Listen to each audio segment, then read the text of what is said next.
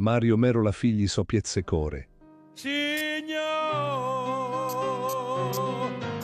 e figlio sai che so pizzecore, e non sanno lasciare. Te portatelo tu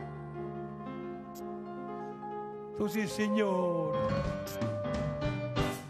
L'ultima volta mi vuoi far abbracciare.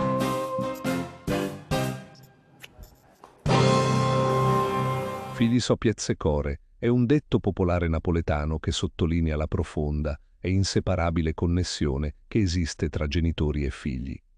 I figli sono visti come una parte essenziale del cuore dei genitori, una parte che non può essere separata o dimenticata. Video pubblicato del canale YouTube Cristiani Music Box.